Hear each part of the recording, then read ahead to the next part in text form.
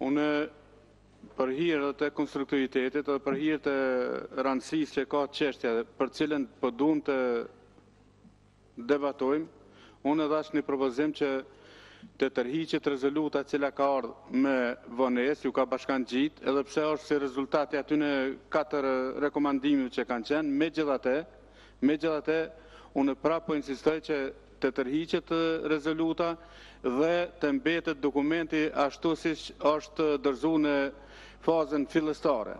Ndërsa sa i përket asaj se e marrim fjalën, unë besim e mos besim, njerëz të cilët nuk u besojnë asnjë institucioni dhe njerëz të cilët shprehin mos besim mbi 50% të deputetëve të cilët janë nënshkrues asaj kërkese, unë nuk dua të komentoj se s'meritojnë me të vërtetë se marr asnjëherë as sot nuk merr me komentimet e qëndrimit të tyre. Po, unë jam që ne të gjejmë gjuhën e përbashkët, ashtu siç kemi ditë të gjejmë gjuhën e përbashkët kur kanë qenë pyetje interesat nacionale. Edhe në rastin konkret është një iniciativë të cilën e kanë marrë mbi 60 deputet të Parlamentit Kosovës për hir të korrektësisë, po e përsëris të tërhiqet dokumenti i dytë rezoluta dhe të mbetet dokumenti i fillim kur është dorëzuar në fazën fillestare. Ju falenderit. Andoj kryetarën e pata një kundër replik me atë që tha shefi i grupit parlamentar për shkak se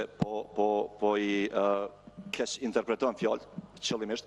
Unë thash që ne kemi mosbesim edhe nuk i besojmë iniciuesit të debatit, jo gjithë deputetëve. Sa për ata që ai besojmë institucioneve, ajo kjo është një çështje tjetër, po mendoj që edhe ky para debat këtu që na ndodhi, flet shumë qartë se një debat i tillë është i rëndësishëm.